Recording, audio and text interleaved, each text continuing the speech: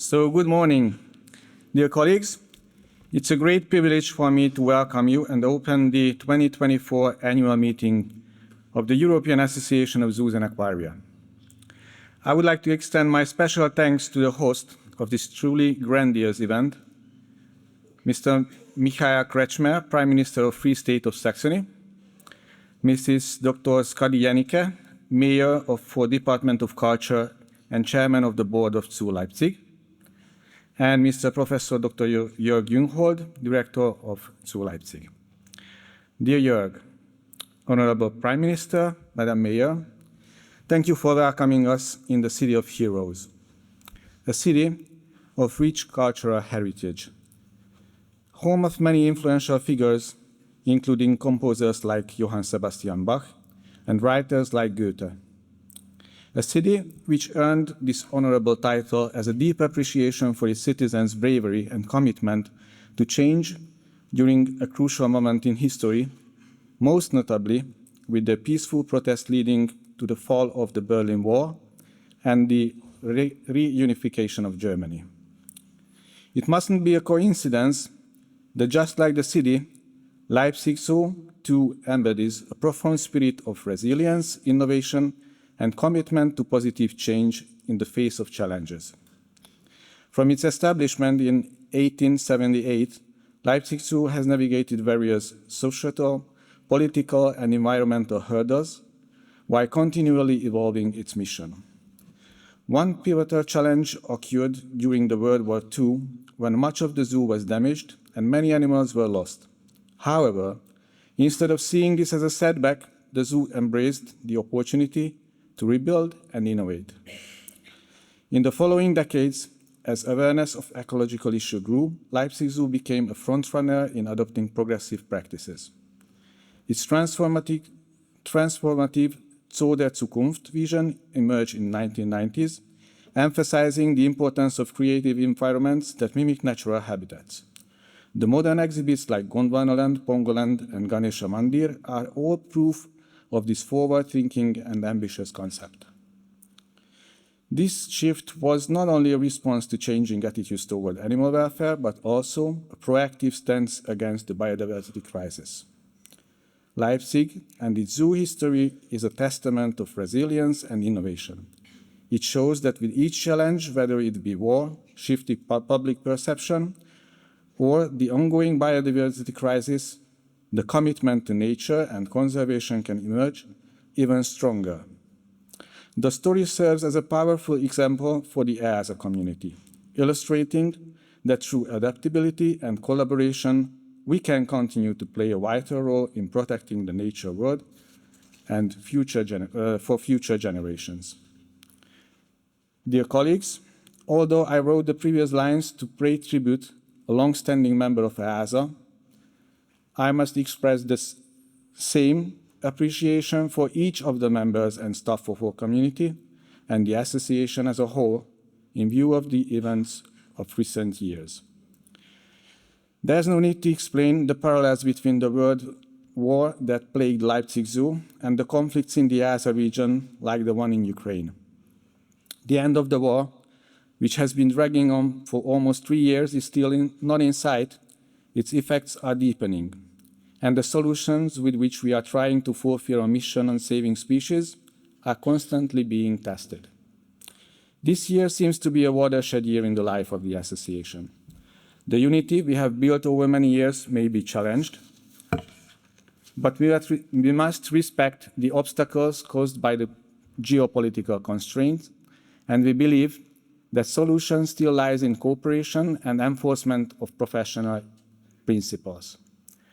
We can be proud of the community that provides material and moral support to those in need in this situation and seeks for balanced solutions time and again, keeping in mind the principles of moral values and professional commitment. Our community spirits get tested, but I sincerely believe that it is ultimately reinforced by the passionate people who bring us together and strive for more. One such example was taken too soon from us earlier this year. We were saddened to learn that former director of Jerusalem Zoo, Shai Doron, passed away on the 29th of July following an unexpected cardiac event. He was a beloved and highly respected colleague who served as a director of the zoo for over 25 years and was driving force behind its development and the establishment of the Israel Aquarium. Shai served EAZA in various positions over the years, as Israel's council representative, a member of the executive committee, and as vice chair. For the last 6 years, he served as chair of the Jerusalem Foundation. Many will remember Shai for his drive towards supportive, continuous improvement and inclusion.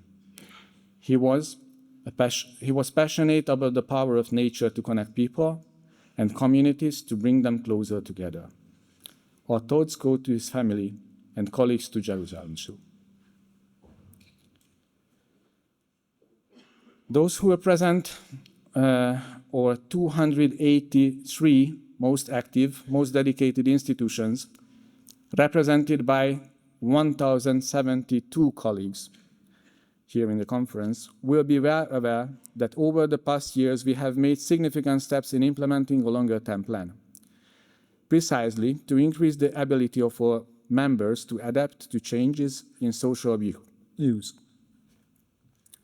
This includes emphasizing animal welfare policy in many in our standards, further reinforcing our acquisition and disposition policy, and strengthening accreditation as one of the key features of progressive zoos and aquariums. We know that the dialogue that accompanies us through this process is not easy. But I'm proud that we have taken our first steps and that we are giving ourselves, everyone in the association, the opportunity to prepare for the next big step, for making important decisions. In order to make these decisions well-funded, an important part of the past years has been the preparation of measures aimed at cooperation and increasing flow of strategic information between our members and the decision-making bodies and managing bodies. This includes amending the Constitution, new structures in support of the day-to-day management, and the efficiency and responsiveness of the Executive Committee. I hope that soon all our members will feel addressed through increased networking by the members of the Council and through more direct briefings on the preparation of important decisions and the resolutions of the committees. There is a great need for understanding our processes and for active preparation, since what is at stake is the preservation of species and biodiversity, as well as the continuity of our social credibility and the sustainable operation of zoos and aquariums. As the building of the next strategic period, 2026 to 2030, has begun, the process of which will be heard several times at this conference, sustainability is one of the key issues for us, and not only in ecological, but also in social and economic terms. In order to remain strong in all three areas, we need to be critical, but open to novelties. Respect the cohesion between many professional areas.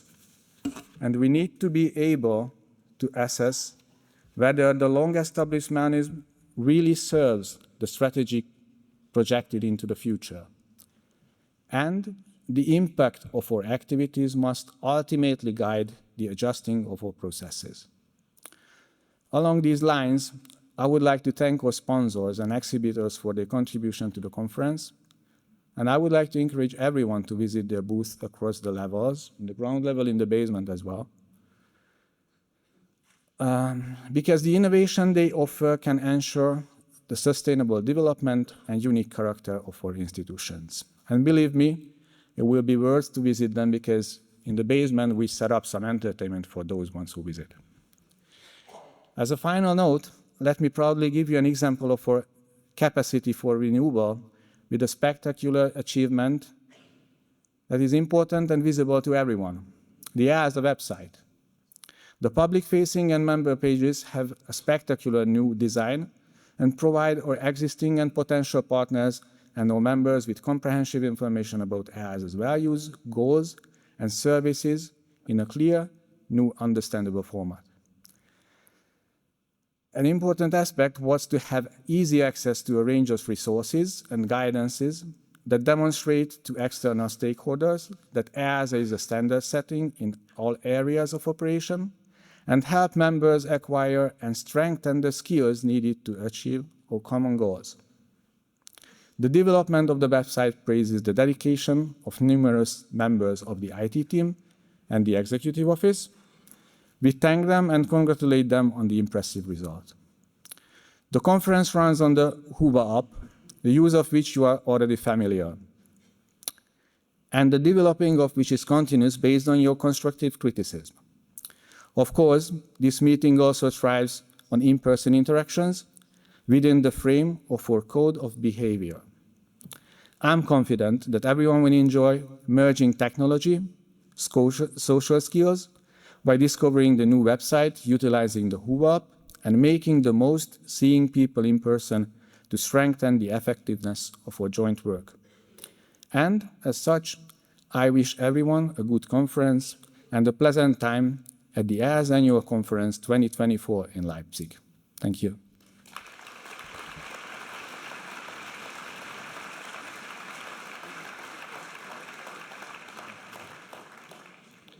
Thank you. And now I would like to offer to your kind attention the video message of Mr. Steffi Lemke, Federal Minister for the Environment, Nature Conservation, Nuclear Safety and Consumer Protection. Hello, everyone. A warm welcome to your annual conference from me too. I'm very pleased that you are guests at Leipzig Zoo. It is a very popular visitor attraction, and I'm sure that you will really enjoy your time there. I would like to take this opportunity to thank you all. Every year, over 100 million visitors benefit from the valuable work you do at your zoos and aquaria. Your educational work is especially important. Your activities have enormous reach across society. You communicate the importance of nature, the threats it is facing, and how crucial it is to protect nature in all its diversity and beauty. Zoos are particularly good at this, which is what makes them such a hit with young and old alike. As you all know, biodiversity is disappearing at an alarming rate. You raise awareness of this at your zoos, parks, and aquaria. Visitors learn about less well-known endangered species that also have to be protected.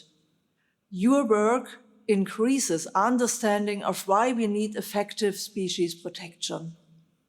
And you also make very practical contributions to the conservation of nature and biodiversity. You implement projects with a wide range of partners, carry out scientific work, and provide advice in the field. Perhaps you will talk about an example at Leipzig Zoo. Field hamsters are being bred for release into the wild. Many zoos play a part in the conservation of endangered species. With these activities, you are supporting my work as Federal Environment Minister.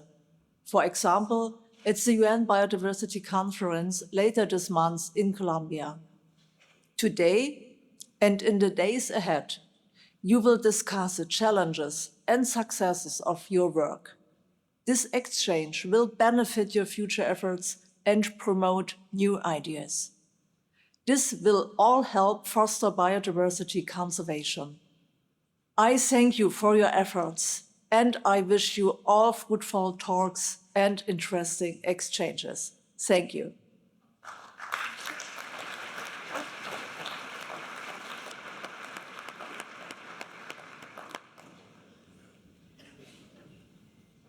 And we are thankful for the Federal Minister for this message. Today we were honored with the presence of Mr. Michael Kretschmer, Prime Minister of the Free State of Saxony, to whom I would like to give the floor to share his thoughts with us.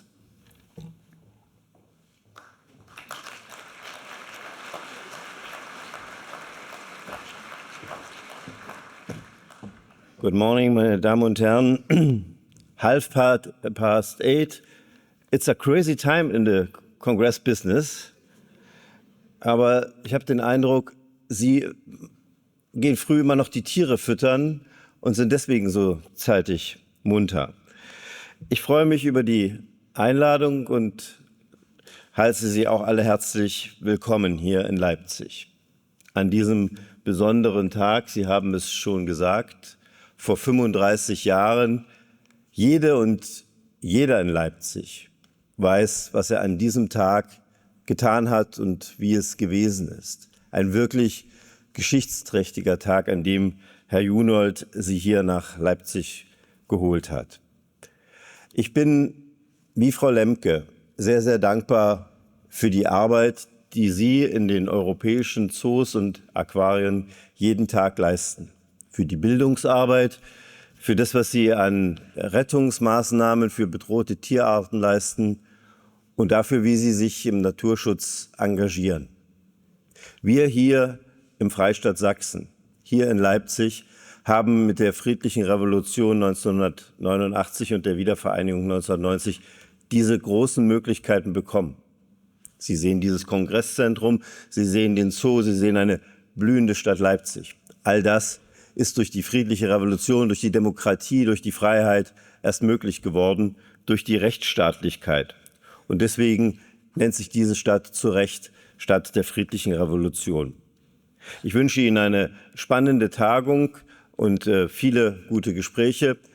Es tut gut, Sie alle hier gemeinsam zu sehen, in diesem gemeinsamen Europa, in diesem gemeinsamen Raum der Freiheit und des Friedens, dass wir gemeinsam unsere Zukunft gestalten, in diesen verschiedenen Themenbereichen, die es gibt, dass die europäische Gesellschaft zusammenkommt. Seien Sie alle herzlich willkommen, eine gute Tagung.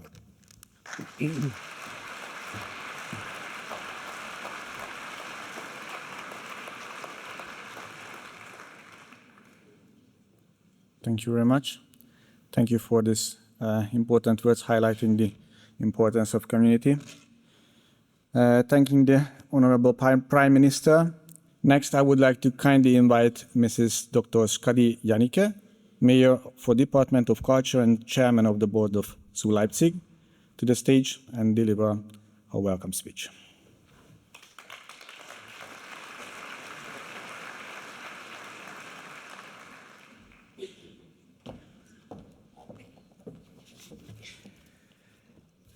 Ja, sehr geehrte Chairman Mr. Papp, sehr geehrte Ministerpräsident Michael Kretschmer, sehr geehrter Professor Junhold, sehr geehrte Frau Executive Director Griffith und ich begrüße auch ganz herzlich unseren Nobelpreisträger Svante Pääbo. Ich heiße Sie ganz, ganz herzlich hier in Leipzig willkommen. Der Ministerpräsident hat schon darauf verwiesen, heute ist in Leipzig ein besonderer Tag. Vor 35 Jahren sind hier 70.000 Menschen um den Ring gelaufen mit der Losung „Keine Gewalt". Und es hat funktioniert. Vom 9. Oktober ging ein Impuls durch Europa und hat die Weltordnung, das kann man sagen, durcheinandergebracht und zu einer Neuordnung geführt. Das ist nicht der Anlass, warum Sie sich hier treffen, sondern es ist Ihre Profession, hier der Artenschutz, die Arbeit in Ihren Zoos, Europa, weltweit, die Sie hier zusammengeführt hat. Und lassen Sie mich vorausschicken, ich wünsche Ihnen in unserer schönen Stadt eine erfolgreiche, tolle Tagung, tolle Erkenntnisse und gute Gespräche. Der Zoo Leipzig zählt zu den ältesten und renommiertesten zoologischen Einrichtungen in Deutschland und seit seiner Eröffnung 1878 hat er sich kontinuierlich weiterentwickelt und gilt heute als einer der erfolgreichsten und modernsten Zoos in Europa. Darauf sind die Leipzigerinnen und Leipziger zu Recht sehr stolz. In seiner 140-jährigen Geschichte verfolgte er von Anfang an das Ziel, die Bevölkerung über die Tierwelt zu informieren und die Erhaltung von Tierarten zu fördern. Zu Beginn war es noch eine kleine Sammlung, aber sie hat sich stetig entwickelt und sie hat 2 Weltkriege überstanden und auch die deutsche Teilung. Nach der Wiedervereinigung erlebte der Zoo dann eine Renaissance. Er wurde zu einem Ort moderner Tierhaltung und nachhaltiger Besucherattraktion. Und es ist ganz, ganz wesentlich und zentral Professor Junhold zu verdanken, der den Zoo seit 1997 führt. Er hat das Konzept Zoo der Zukunft entwickelt, das Artenschutz, Bildung, Forschung und Nachhaltigkeit in den Mittelpunkt stellt. Dieses Zusammenspiel macht den Zoo Leipzig zu einem Naturerlebnispark, der zu einem der beliebtesten Ausflugsziele in Sachsen und darüber hinaus geworden ist. Er zählt zu den bekanntesten Sehenswürdigkeiten der Stadt. Das Bild, das Sie hier als Hintergrund im Kongress gesehen haben, das kennt hier jeder in Sachsen und Leipzig und denke auch in Deutschland. Und er zählt jedes Jahr rund 1,7 Millionen Besucher. Es ist für viele Menschen der Hauptgrund, nach Leipzig zu kommen. Die verschiedenen Themenwelten wie die Tropenerlebniswelt Gondwanaland, das Pongoland für Menschenaffen oder die Löwensavanne Kiwara bieten spannende Einblicke in die Tierwelt und durch ihre naturnahe Gestaltung einen hohen Erlebniswert. Und vor allem Gondwanaland, die überdachte Tropenhalle mit 16.500 Quadratmetern gleich hier nebenan, ist ein architektonisches und tiergärtnerisches Highlight, das auch internationale Aufmerksamkeit erregt hat. Ein besonderer Besuchermagnet sind die Elefanten im Zoo. Und die Geschichte der Leipziger Elefanten ist eng mit der Freundschaft zwischen Leipzig und Vietnam verbunden. Der Elefantenbulle Mekong wurde 1984 als Staatsgeschenk aus Ho Chi Minh Stadt, der heutigen vietnamesischen Partnerstadt Leipzigs, nach Leipzig gebracht und ist der Vater des Elefantenbullen Voi Nam. Im Jahr 2023 taufte der vietnamesische Botschafter Vu Cang Minh das Elefantenjungtier Bao Ngoc, Sohn von Voi Nam und Thusa, und übernahm auch die Patenschaft für den Nachwuchs. Die Elefantentaufe hat öffentlich im Zoo stattgefunden unter großer öffentlicher Anteilnahme. Sie wurde zu einem Besuchermagnet. Aber nicht nur über die Elefanten ist Leipzig und der Leipziger Zoo mit Vietnam verbunden. Er setzt sich seit vielen Jahren mit Artenschutzprojekten in Vietnam ein, insbesondere für bedrohte Primaten, und in Zusammenarbeit mit vietnamesischen Behörden fördert der Zoo die Erforschung und den Schutz der Primaten im Endangered Primate Rescue Center EPRC im Cuc Phuong Nationalpark. Tierpflegerinnen aus Leipzig unterstützen das EPRC seit 1993 und haben maßgeblich zum Aufbau des Zentrums beigetragen. Die Hauptaufgaben des Zentrums umfassen die Rettung, Nachzucht und Wiederansiedlung hochbedrohter Primaten mit einem besonderen Fokus auf Gibbons und Languren. Und seit 2002 unterstützt der Zoo Leipzig das EPRC finanziell und übernahm 2003 die vollständige Trägerschaft. Auf der Insel Sat Ba engagiert sich der Zoo Leipzig besonders für den Schutz der gefährdeten Goldkopflanguren. Und der Taifun, der Anfang September über die Philippinen und Teile Nordvietnams wütete, hat erhebliche Schäden an der Infrastruktur verursacht, was dringend Reparaturen erfordert. Und trotz der Schäden sind die Projektmitarbeiterinnen bereits unterwegs, um die Languren zu suchen und zu zählen. Und vor dem Taifun lag ihre Population bei etwa 85 bis 95 Individuen. Und im Vergleich zu rund 40 zur Jahrtausendwende ist das ein guter Artenschutzerfolg. Die Nachwirkungen des Taifuns jedoch könnten die Affenpopulation negativ beeinflussen, sodass der Druck auf das Schutzgebiet steigt. Die Spendenkampagne Vietnamazing wurde in Zusammenarbeit mit Partnern wie dem Kölner Zoo und der Zoologischen Gesellschaft für Arten- und Populationsschutz e.V. ins Leben gerufen. Ziel der Kampagne ist es, ihre Kräfte, die der Europäischen Zoogemeinschaft EAZA, zu bündeln, um den Schutz der biologischen Vielfalt Vietnams zu fördern. Das Kampagnenmotto Joining Forces to Save Vietnam Species kommt aufgrund der Auswirkungen des Taifuns im Norden Vietnams aktuell eine besondere Bedeutung zu. Lassen Sie mich schließen nochmal mit einem ganz herzlichen Willkommen hier in Leipzig, in der Stadt der friedlichen Revolution an diesem 9. Oktober 2024. Und ich wünsche Ihnen allen, genießen Sie den Aufenthalt in Leipzig und haben Sie eine erfolgreiche Tagung mit interessanten Gesprächen. Herzlich willkommen.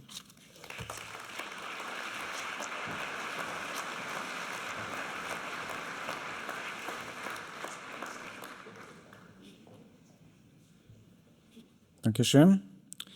Madam Mayor, thank you for your kind words and for placing the cause of the zoos on such a high ground and caring for it, making you as well a key supporter of our work and mission in saving or natural heritage for the next generation. And now I would like to give the floor to someone who has not only made an undying contribution to the overarching development of Leipzig Zoo, and dreamed not only once but 2 times, and ultimately succeeded in hosting this particular conference, but is also one of the founding father, as previously heard, or current Vietnamese in campaign. Professor Jörg Junhold, Director of Leipzig Zoo. Dear Jörg, the stage is yours.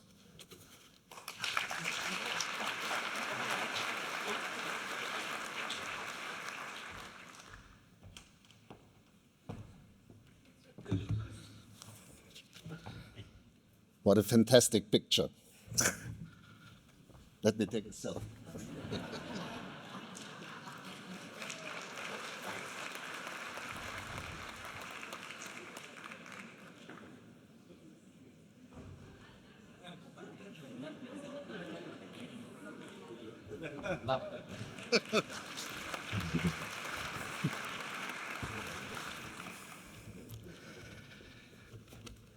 Dear Prime Minister of the Free State Saxony, Michael Kretschmer, dear Mayor Dr. Skadi Jennicke, dear Svante Pääbo, dear Chairman, esteemed colleagues and friends, EAZA Executive Office team members, dear distinguished guests.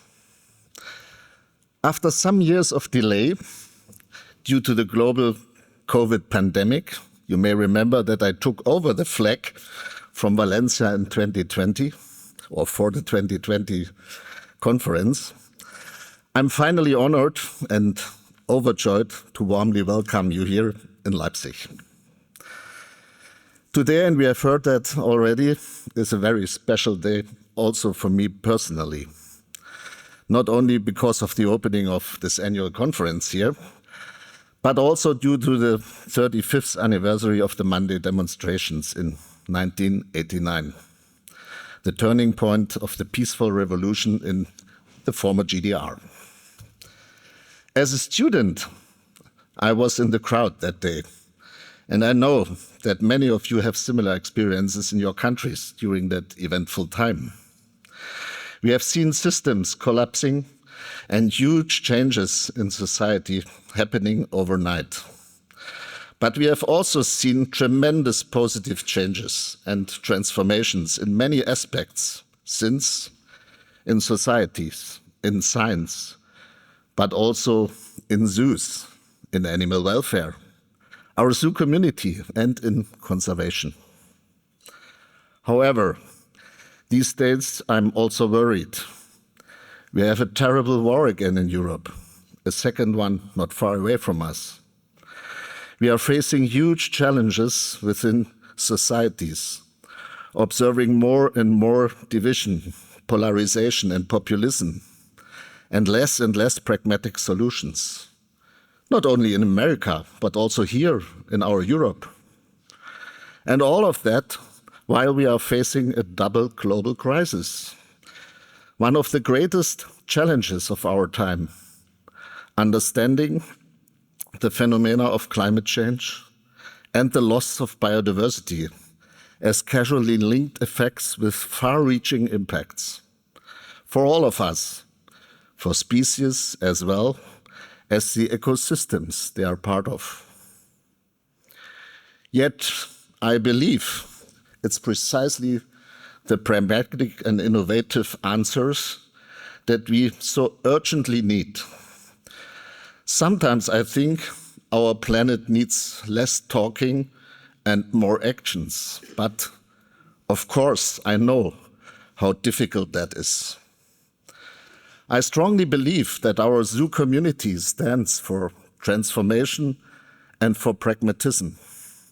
I also believe that we can make a huge difference and be part of a strong, holistic approaches to combat the loss of global biodiversity and to mitigate climate change. Our community has decades of experience and expertise, skills and experiences in the field like no other party. We are reaching millions and can help to transform society through education and awareness raising. And there's another important point to highlight. Our community stands for collaboration. In terms of conservation efforts, the EPs are major achievement we can build upon.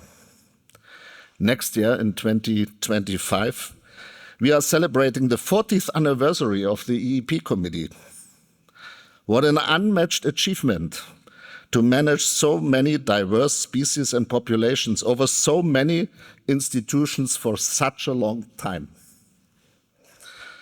But today, conservation efforts of zoos are so much more than breeding programs.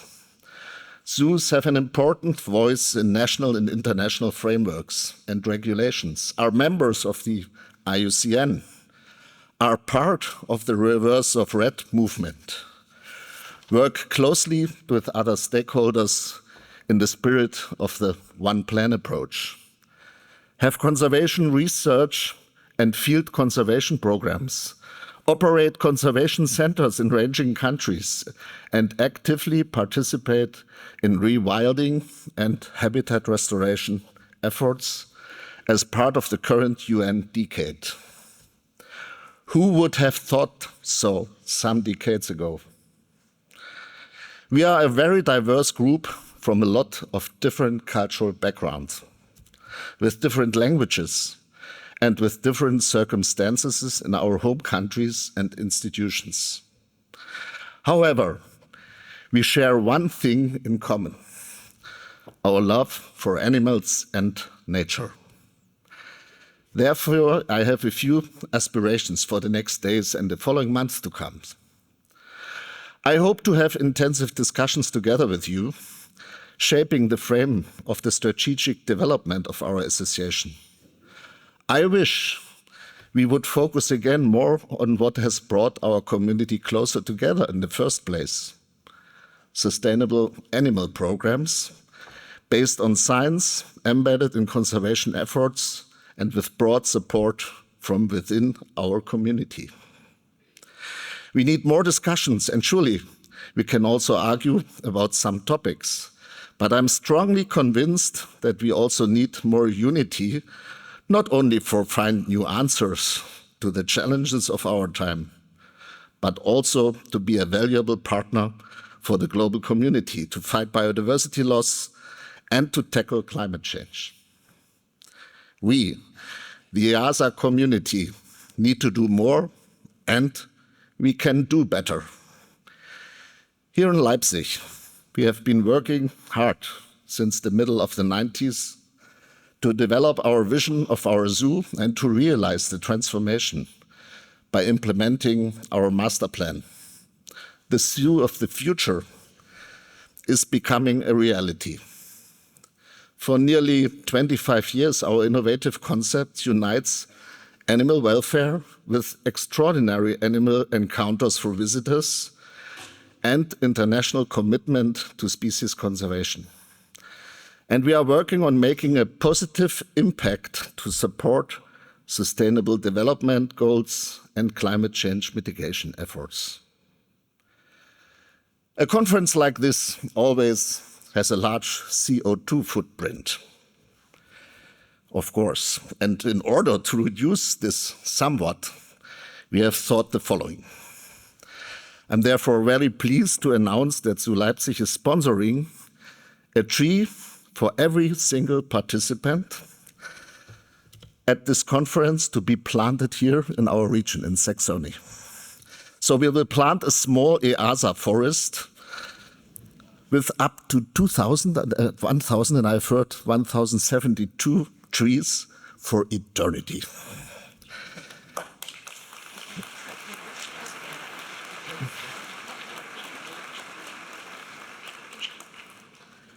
I sincerely hope that this conference and our hospitality can offer space and the atmosphere to pave the way to fruitful discussions and innovative ideas, answers for global challenges, and more collaborations, including the EAZA strategic development for the next years to come.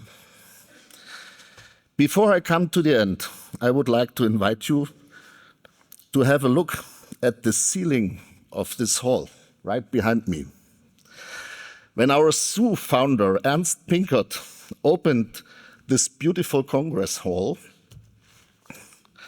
around 1900, he must suspected that one day in the future, the EAZA annual conference would take place here. Do you see the three amazing sculptures here? Right in the middle, this is the Europe, flanked on the right and left by the science and the art. What a lovely set of values that still supports our community today and also my personal life. Enjoy the conference program, meet up with colleagues and old friends, make new ones, indulge the warm hospitality of the city, relish its cultural aspects like the museums, the Gewandhaus, the opera, the theaters, or walk in the footsteps of Goethe and have a drink at famous Auerbach's Keller. A truly impressive event is the Festival of Lights taking place tonight on the historic route of the Monday demonstrations around the inner city ring 35 years ago, as we have heard that. And I'm sure that you would be able to see the federal minister and the federal chancellor, the federal president, and also our prime minister Kretschmer and Mayor Jennicke again there. And if you liked it, then come back. And last but not least, enjoy our zoo during the breaks and tomorrow during the zoo visit. And if you like it, tell lots of people about it. And if there are any complaints, please just tell me personally. Thank you so much for listening. Enjoy my home city, Leipzig, and the Leipzig spirit. Welcome.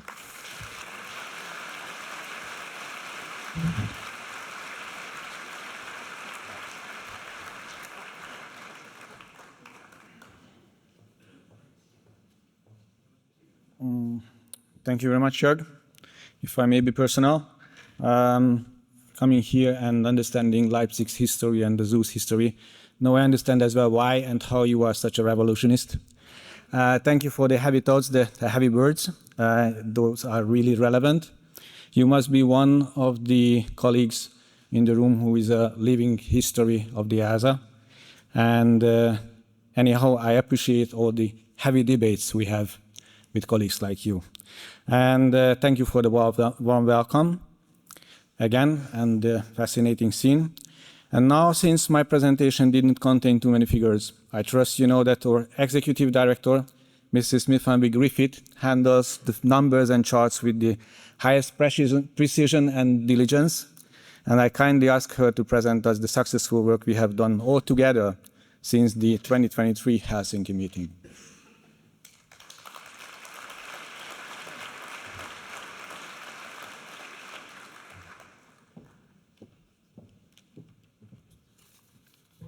Fantastic. Okay, well, hello, everybody. It is wonderful to see so many happy, smiling faces in front of me this morning. I'm delighted to share with you an update on EAZA activities over the past 12 months. And as Endre alluded to, those of you that know me know I love my data. And like any good data geek, I also love an evaluation. So it was with great interest that I read the evaluation from our Helsinki conference last year. However, in that evaluation were quite a few comments about my presentation. So be careful what you wish for. Endre said I love my data, but I was like, okay, I'm going to chat with some colleagues and see about mixing up my presentation. And whilst I would have loved to have been able to fit it into whatever it is, a 1-minute TikTok, unfortunately, you're not going to see me dance across the stage and then waltz off. What I decided to do this year was to give our opening presentation as if EAZA was a newspaper. So be prepared for all the gossip, all the insights, all the salacious headlines, and some very bad puns, because if anything I love more than data is a very bad pun. So be prepared for our presentation today and the exciting and interesting. Well, this is the trouble with newspapers. They don't always go out on time. Do I need to? Lovely. Okay. Our annual animal EAZA newspaper, with its mad headline that the executive director needs to change her opening presentation. In fact, it's been 10 years since I took on the role of executive director. Gosh, I can't even say it. 10 years, my goodness. And so maybe it is time I change things up. But it's not just been a year for me to change my presentation, but also if you've been following along with e-news, you'll have seen we've had quite a few changes in the executive office as well. In fact, too many to put all of them on my presentation just now. As I said, we've got a lot of fresh new colleagues ready to meet you here in the conference this week. And indeed, we've also seen some movement within our team. Our academy manager, Carolina, decided that she just couldn't get quite enough travel being the academy manager. That job is all about asking tutors to do the wonderful travel. So she has transitioned across to our accreditation team, even more travel, doing all those lovely screenings. And that opened up the academy manager position for our welfare coordinator, Sally Binding, to step up into that role. So shortly after this conference, you'll see that animal welfare coordinator role being advertised as the latest in our changes within the executive office. If you have questions about that role or are interested in it, Danny the man right here in the front row is happy to answer any of your questions. So, when I was looking at different newspaper styles, of course, I was drawn to the royals. Coming from the UK, the royal family is important, and nobody is more royal than you, our beautiful, wonderful EAZA members. And I'm super excited to say that 100% of members have now been screened. We have reached the end of our first accreditation cycle. Woo!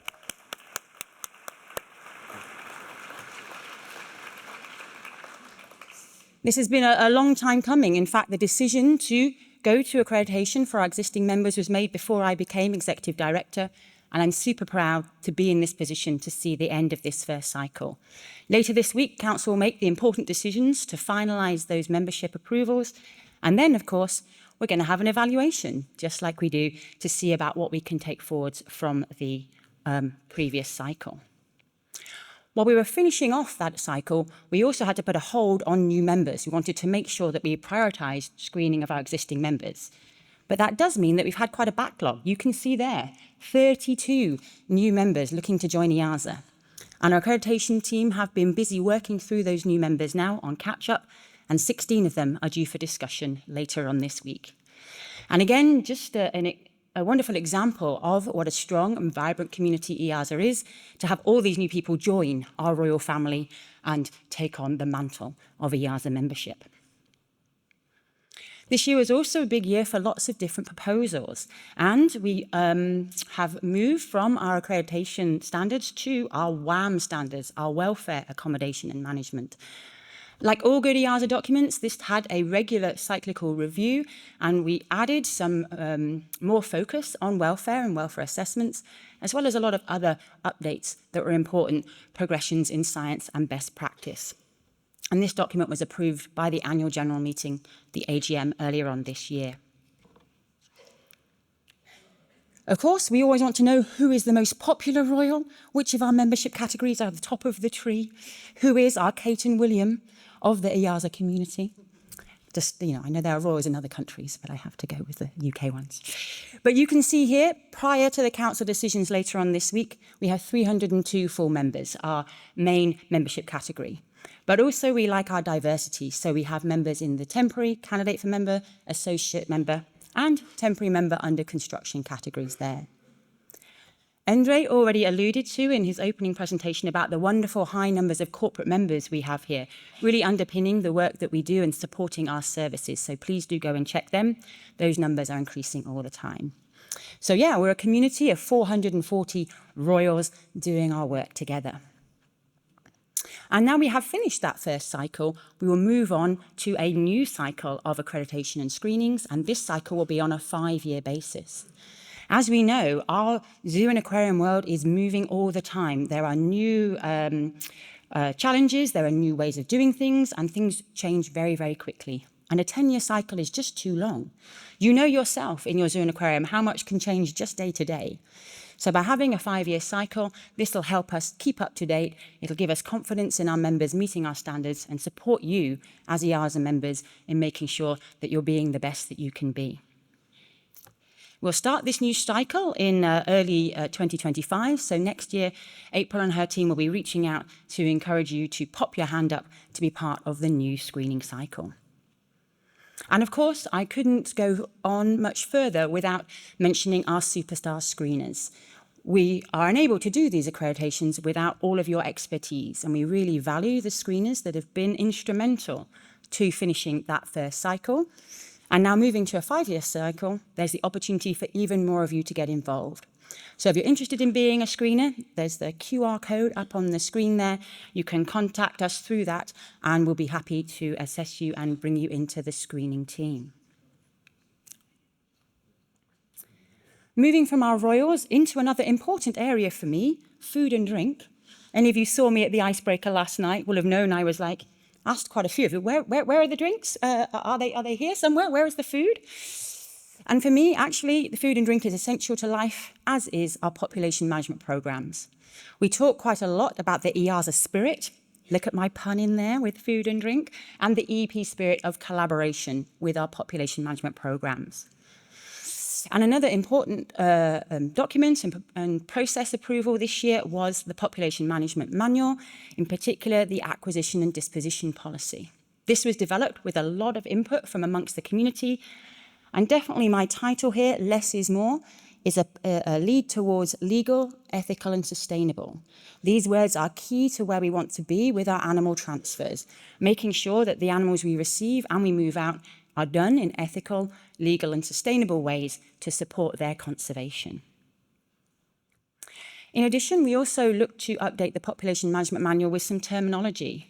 And this is going to take me a little bit of getting used to. I do slip a bit, but we're moving from our regional collection plans to regional species plans. Again, really putting the focus on the species that we care for, rather than collecting lots of species. It's about the species, which ones are the right ones where we can make the most impact in their conservation. So please bear with me and indeed yourselves as we move to talk about RSPs rather than RCPs. And we do want to raise a glass. We want to toast the RCPs that were published this year. You can see them up on the screen there. The RSP process has been ongoing, and we have a range of ones that are in progress, and you'll see them published soon as well. So congratulations to all of those RSPs that have successfully had their workshop and been published. And obviously this year is the year maybe at the sort of end of cycles, and we're going to be renewing things next year because the population management programme has also come to the end of its first cycle, or indeed it will do by the end of this year. This is that RSP process moving into our new style EEPs and our long-term management plans. So we just have a couple of RCPs left to take place in terms of our jellyfish and our small mammals here. And already we've carried out an evaluation of that first cycle, and it's shown that it's fit for purpose. It's engaging with the right people in the community to make those decisions, and just a small bits of fine-tuning before we enter the next cycle next year. And part of this process, as I said, is about adding new style EEPs, and I couldn't resist this. When I saw the two-toed sloth and the Ethiopian mountain adder, of course it had to be slowly adding up in terms of our numbers of EEPs. That was a pun waiting to happen there. But those aren't the only species that are getting these new style EEPs. We're very nearly there about moving all of our old style EEPs and ESBs into this new style. And the real benefit of these new style EEPs are that they are fit for the species that they're carrying out. We talk about no longer a one-size-fits-all. We're not trying to stuff that European mountain adder into a box that was maybe designed for a mammal. And this way, these programs are going to be supporting the species that are there, that they're meant to do.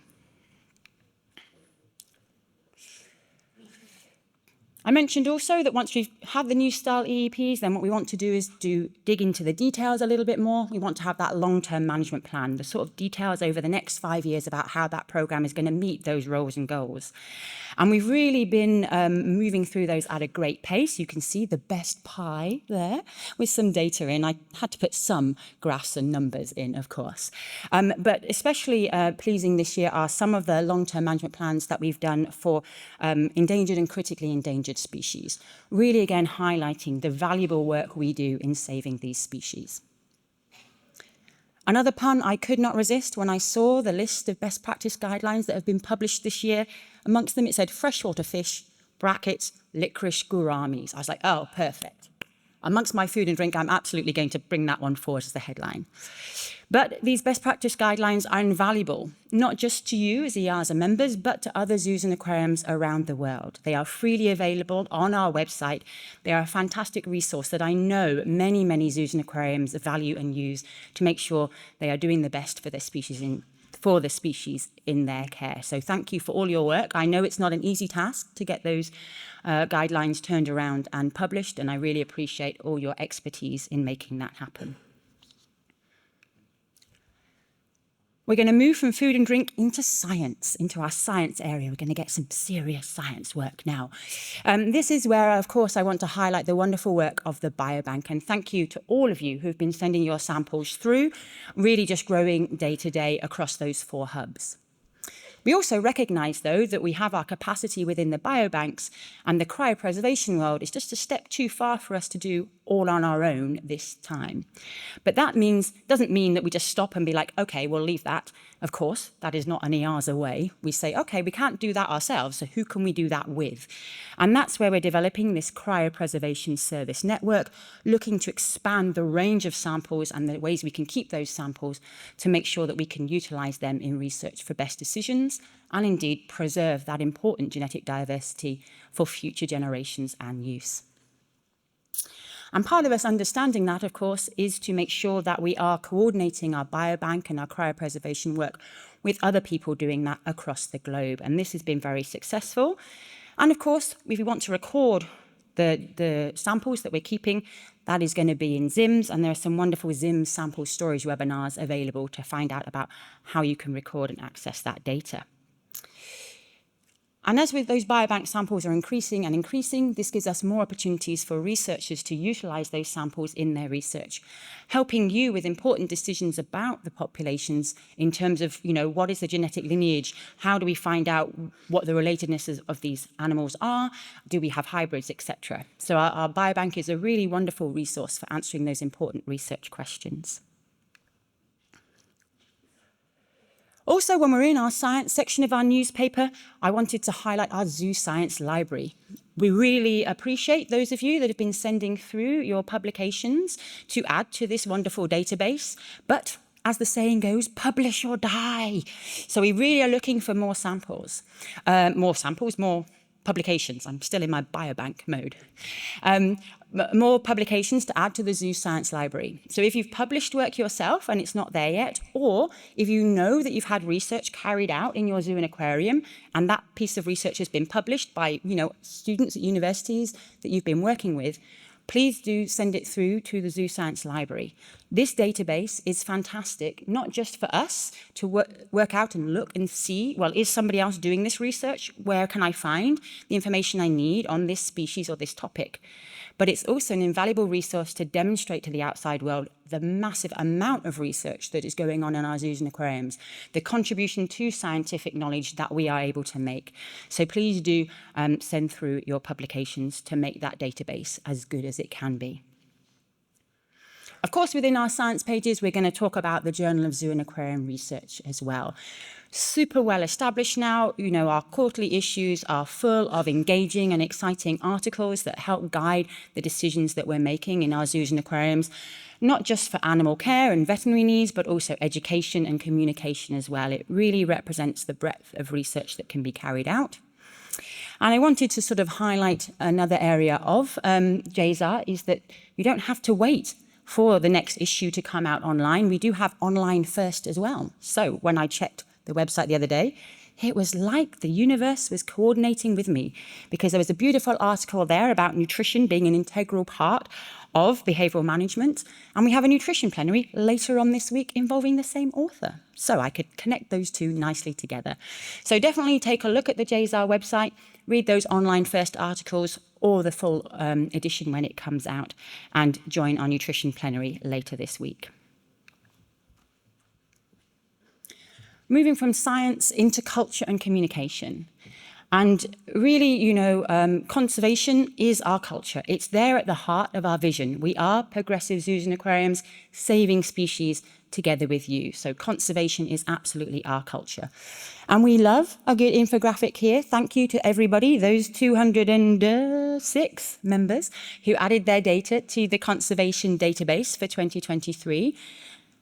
If you remember back to our Royals list, we do have a little bit more than 206 full members, so there's a few of you out there still to add your data. We'll accept it still. Please do add that in, and Meryl here from the Executive Office can help you out with that as well if you need some guidance. Because infographics like this demonstrate not only to ourselves, but the outside world, the wonderful work we do in conservation. You know, just look at that. We are involved in conservation projects for over 600 different species. We are doing conservation work all over the globe. We are particularly focusing on species in our own backyard, on European species. You see the high percentage there. And nicely, in linking with our Vietnamese campaign, of course, Asia is also a biodiversity hotspot, and I think it's part of our duty to think about conservation in that area as well. So we really do value the information in the conservation database. It helps us as EAZA make good decisions, and it helps the outside world, politicians, detractors see the work and evidence the work that we're doing. We're able to utilize the information in the database in a variety of different ways and tell the stories of the great work that we're doing. This is an example of the September snapshot, where we've picked a project from the database to promote. But next year, we're really going to focus on that native species work to really emphasize to the European Union the work that we're doing in European species conservation. So I can see from the database that we already have good native species projects in there, but if you are doing native species work and it's not in there yet, please do add that as well, because we want to tell these stories particularly next year. And I realize I put 2024 and I should have meant 2025. Slipped through my editorial control there. But yeah, next year, 2025, we're going to focus on native species. Also, maybe actually with that sort of theme about previous years, we have our annual reports for 2023 and the TAG report for 2023 also published earlier this year. And these reports, both of them, tell an amazing story of success and recovery from crises. We all know how hard the COVID-19 crisis hit us, swiftly followed by that energy crisis. But these reports are full of success. They're full of how we have banded together as a community, how we've worked through these crises, how we're able to make positive impacts for the species in our care and the work that we do as zoos and aquariums. They are available online, so you can absolutely go and look at them there. And we have a few hard copies here at annual conference as well. So if you want that piece of paper, old style newspaper, in your hands, then you can go and pick one of those up from the publications table out in the lobby. Another publication that's available both online and in person, of course, is our Zooquaria. And I wanted to hint here at our celebrity births, because really, you know, part of our programs is about making sure that we are able to contribute to species survival. So, you know, have a look at the latest issue of Zooquaria to identify all those celebrity births and hatchings. I'm not detracting from the wonderful range of species that we have.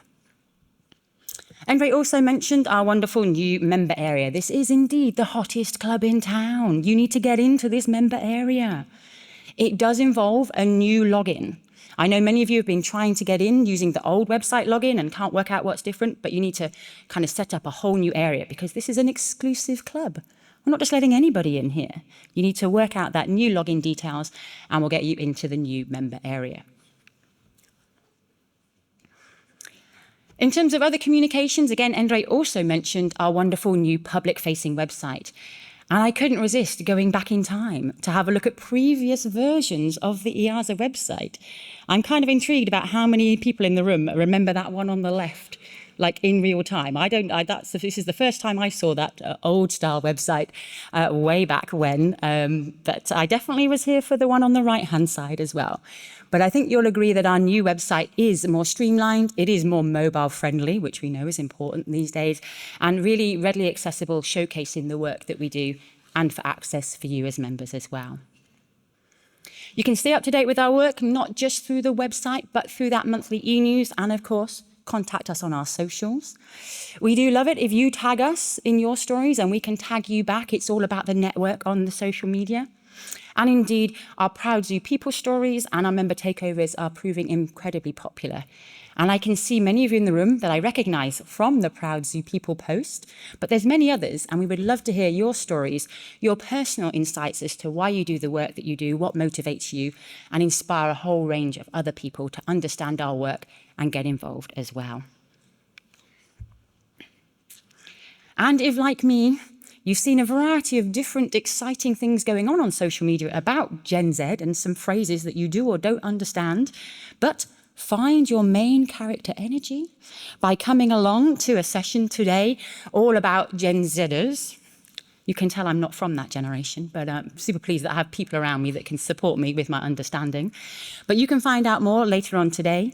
And also, if you can't make that session, or you or communication staff within your zoo and aquarium want to be part of our communicators network, you can also scan that QR code and join that.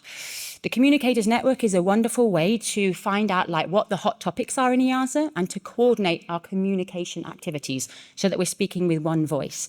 So please do you or your communication staff, marketing staff, join our Communicators Network.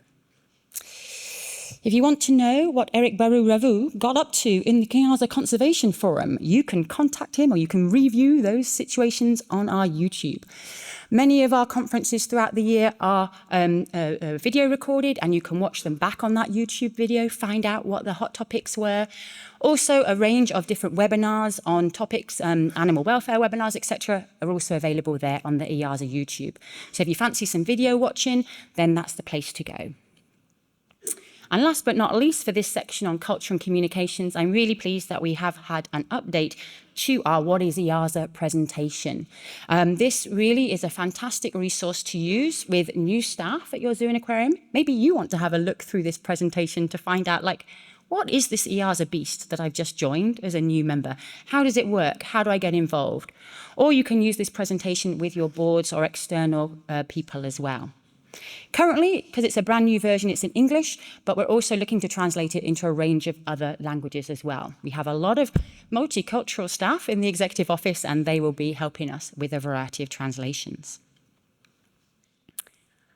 So, moving from culture and communications into politics. Our ability, our advocacy and our lobby work has been increasing year by year, partly with the staff in the executive office, but also with your engagement as members. A lot of this work needs to take place at the individual level, and the more voices we can have, the stronger our policy work is going to be. And so this is where EAZA represents your interest at all the best parties. We go to events like CITES and the CBD COP to make sure that our voice is heard and that we're able to input our scientific expertise into the discussions that are happening there. This also includes aspects to do with genetic diversity as well. We want to think about diversity across all aspects of both living animals, samples, specimens, etc. So a range of representation there. A really big project that we're super pleased was completed this year was the Animal Health Law Handbook. Those of you within the EU will know this animal health law has combined a lot of previous legislation together, and it has brought about some changes in how we're able to manage our animals within zoos and aquariums from a health perspective, this whole new world of confined establishments. So the handbook is available online. Again, I think there may be a few hard copies here at conference. You can look at scanning the QR code to get access to it, but also colleagues in the room, Thomas Rusek, Mads Bertelsen and Hugo Fernandez are available to talk to you about Animal Health Law Handbook as well. And this isn't just for the vet at your zoo or aquarium, but even more so, it's for the state vets that are coming to assess you. So this is very much an outwardly facing guidance document developed in cooperation with a lot of other bodies and with the approval of the European Commission to help our state vets understand how they should be assessing our zoos and aquariums under this new animal health law. Other work here involves a position statement on bird flu, and again, this is something we can use from the Executive Office, but also you can use in your member state areas to raise the topic of vaccinations against bird flu, and a really important lobbying tool that is. I'm aware also that there are lots of discussions going along within the ungulate tag about lobbying on blue tongue virus and what is the priority areas there. So lots of work on animal health carrying on. I know many of you struggle with those EU to UK transfers that have been stymied by Brexit. We are getting better year on year. I understand it's a slow process. I understand it's a painful process, but please keep pushing through. Please keep working through those paperworks for the different species or the different countries that you're moving your animals to. We coordinate our work with EAZA to make sure that we're able to effectively discuss these challenges with the appropriate authorities and try and break down barriers and make things as easy as possible for you. We are improving, but it's not going to be a quick win for us, I'm afraid. And if all of this political news has really excited you and you want to build that political muscle, with a couple of sessions going on later this week on Thursday that I encourage you to attend to find out more about legislation and policy updates in general, and how then you can apply that in your own zoo and aquarium as well. From external politics to internal politics. Believe it or not, we're nearly at the end of the 3-year cycle of council membership, and we'll be looking to approve a new term of council members for EAZA starting in April next year. So this election process is going to be kicking off after a conference, and it is managed in 2 different ways. One, through our National Association members that will carry out elections for the EAZA members in that country. And if you don't have a national association in your country that's an EAZA associate member, then those elections are carried out by the office. So keep your eyes, stop throwing my hands around, keep your eyes peeled for communications if you want to get involved in decision making at EAZA and be part of EAZA Council for the next term.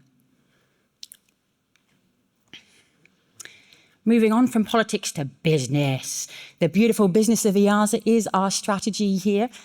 And a fantastic quote from Endre as our chair to say that he was delighted that of the 226 sub-objectives in our EAZA strategy, 93% of them are on target or completed. So we're working really well through that strategy, and really pleased that despite some of the challenges we've been faced, we're still seeing progress and still making achievements towards our vision. And again, as Endre said, we're not going to stop at 2025. We already started some planning for the next EAZA strategy, 2026 to 2030. We've had some discussions already internally with different bodies, and there'll be an opportunity for you as individual members to have your say as well, and some online meetings going on between now and December. Really getting a feel from you as the members about where do you see EAZA going? What are the activities that we want to do to fulfill that vision of being progressive zoos and aquariums, saving species together with you?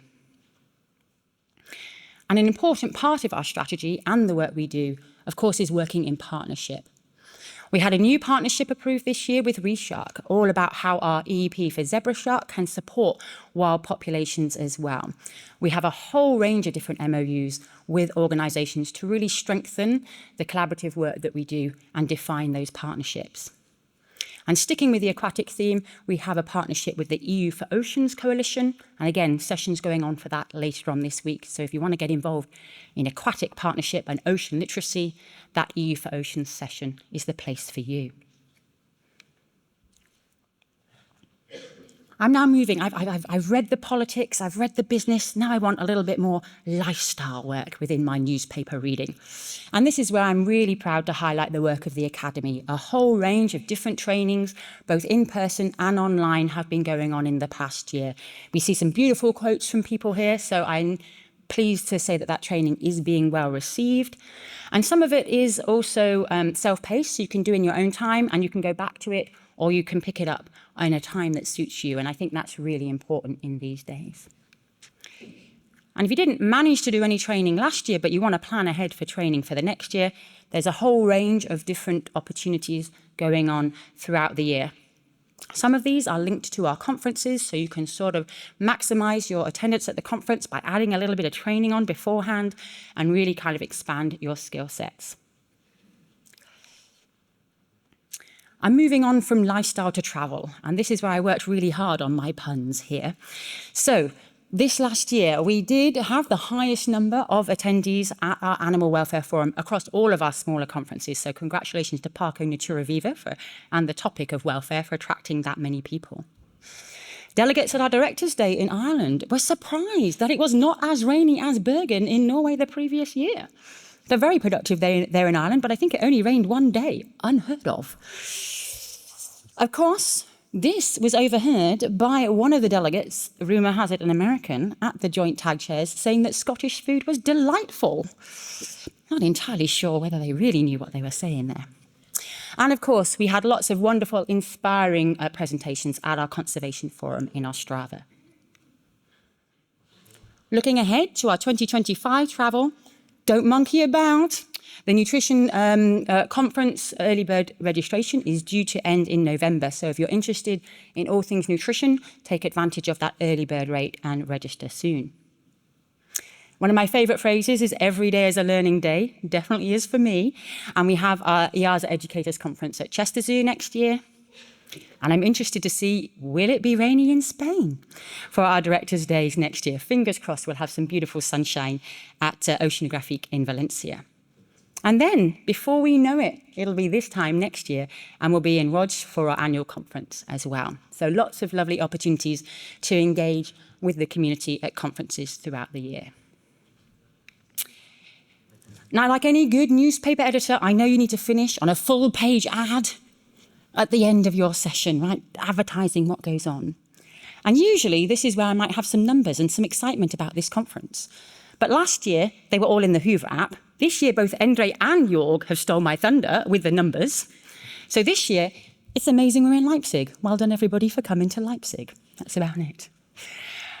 And I wanted to finish with a slide that made me think about, well, how do I tie in our newspaper theme, or my newspaper theme, with the work that we do? And then I thought, who is like the most famous reporter that we know about? Who is like a famous reporter? Maybe not a real life person, but somebody fairly famous. Do you think you can guess who I was thinking of? Of course, mild-mannered Clark Kent.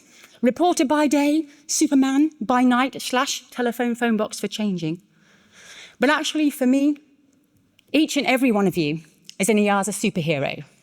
You are doing the wonderful work to save species. You are doing the work that keeps our community strong and together. And hopefully I've given you a taste of that work in my presentation today. Thank you so much. You are indeed my superheroes, and you help us achieve our vision of being progressive zoos and aquariums, saving species together with you. Thank you.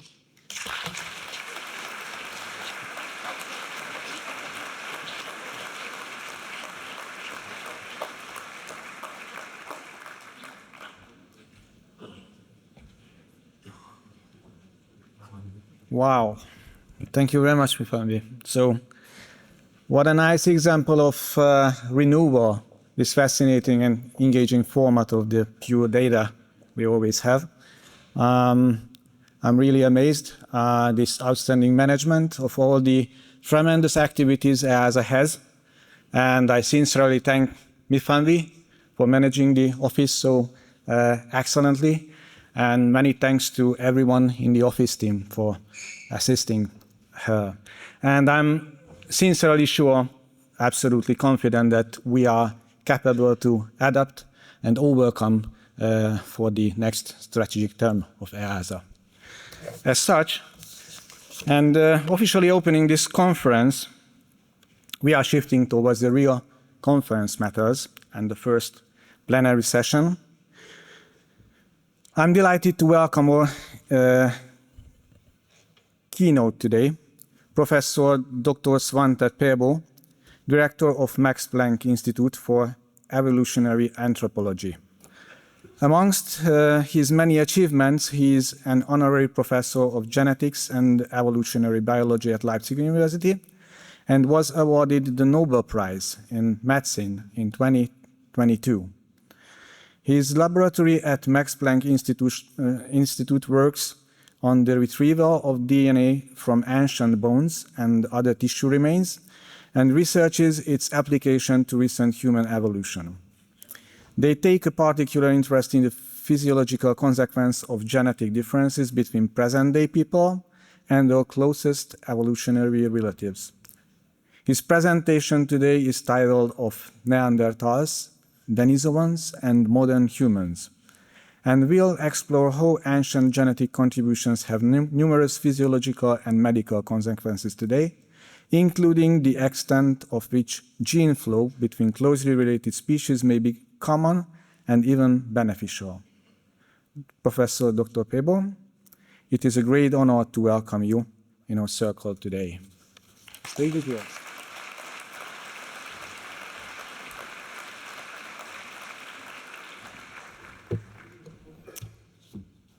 Thank you very much, dear Jörg, dear Executive Director of EAZA, ladies and gentlemen. So what I then wanted to talk to you about is a species that you don't keep in your zoos, but rather try to attract to your zoos, which are humans, and their closest extinct relatives, Neanderthals and Denisovans. And perhaps there are then some lessons in there about how species and subspecies become separated, evolve differences between them, and interact with each other and exchange genetic information. But so as, let me see how I do. So, but just as a background then, I want to remind you about the fact that modern humans, the sort of ancestors of everyone alive on the planet today, evolved in Africa. And we sort of know that from genetics, in that if we study the genetic variation among humans, we find most genetic variation in Africa. And although there are many more people living outside Africa, there is actually combined less genetic variation outside. And the reason for that is that there is then a component of the genetic variation in Africa that we don't find outside. And the interpretation is that modern humans evolved in Africa, accumulated genetic variation there, and part of that variation, so to say, went out and colonized the rest of the world. And with genetic tricks, we can also figure out when that happened, and that's quite recently. It's sort of less than 100,000 years ago, something like 70, 60,000 years ago, so it's very recent. And the interesting thing is, to me, that when that happened, modern humans were not alone on the planet as humans. There were other forms of humans around. Most famously then in Western Eurasia, Neanderthals, and in Eastern Eurasia, other forms of humans that we're just beginning to learn a little more about now. And our group here in Leipzig is then, if you like, obsessed with Neanderthals since 25 years or so. And you may ask, why should we be interested in Neanderthals? To the left here, which were then these robust forms of humans that appear something like 400, 500,000 years ago in the fossil record in Europe and Western Asia, and lived there until around 40,000 years ago when modern humans appear on the scene to the right there. Well, there are at least two reasons to me to be interested in Neanderthals. One is this fact that they are the closest evolutionary relatives of everyone around on the planet today. So if we want to define ourselves biologically and genetically as a group or as a species, if you like, it's Neanderthals that we should compare ourselves to and see in what sense are we different from them, in what sense are we similar to them. And the other reason is that they were here quite recently. So 40,000 years, maybe 1,200, 1,300 generations ago, there were Neanderthals here.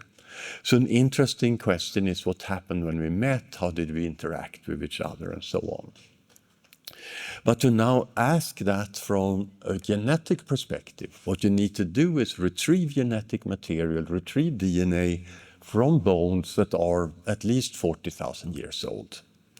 And that's then work that began in the 80s when I worked in Sweden and started with ancient Egyptian mummies that look very well preserved.